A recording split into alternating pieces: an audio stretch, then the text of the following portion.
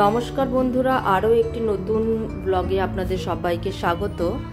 আজ শনিবার আর হেক্টরদের আজকে ছুটির দিন। আপনারা তো জানেন যে হেক্টররা নতুন একটা জায়গায় শিফট করেছে। অফিসের যে হস্টেলটা সেটা অন্য জায়গায় কোম্পানি থেকে দেওয়া হয়েছে, তো সেই জায়গাটাই এক্সপ্লোর করার টাইম একেবারেই পাওয়া যাচ্ছিল না।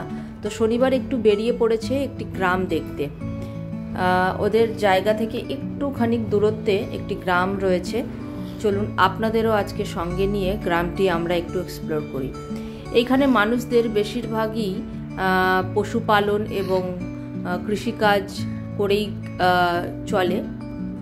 তো দেখুন, এই বাড়িটিতে একটা বিশাল বড় মুরগির ফার্ম রয়েছে, এই যে নেট দিয়ে ঘেরা। এখানে প্রচুর পরিমাণে মুরগি রয়েছে। আর পেছনে একটা এতটা বড় একটা যে ফাঁকা জমি, দেখুন একজন মহিলা দাঁড়িয়ে রয়েছেন। এখানে কিন্তু ওরা হারভেস্ট করে। দেখুন প্রচুর ভুট্টা গাছ, এছাড়াও ক্যাপসিকাম, টমেটো, বিভিন্ন ধরনের শাক, এগুলো ওরা লাগিয়েছে এবং নিজেরাই সেগুলো করে।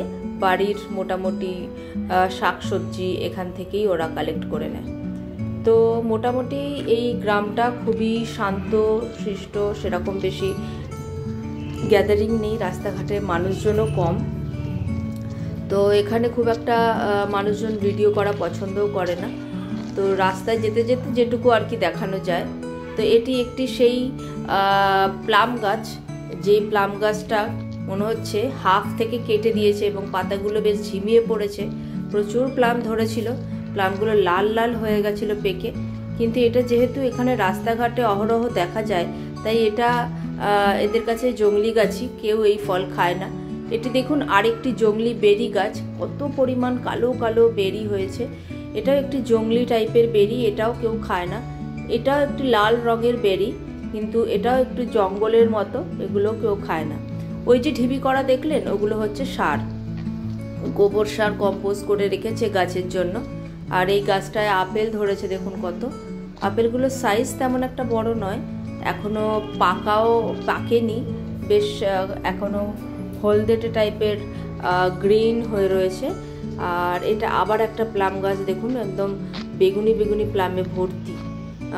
আর এই আপেল গাছটা দেখুন, পুরো মানে পাতা দেখা যাচ্ছে না, এত পরিমাণ আপেল হয়েছে, কিন্তু সাইজে ছোট এবং এখনো রং ধরেনি, এখনো পাকেনি। প্রতিদিন যাওয়ার পথে এই আপেল গাছটা দেখতে দেখতে হেক্টররা যায় যেটা কবে পাকবে, কিন্তু 1 মাসের উপর হয়ে গেল, এখনো গাছের আপেলগুলো এমনই রয়েছে, পাক ধরেনি।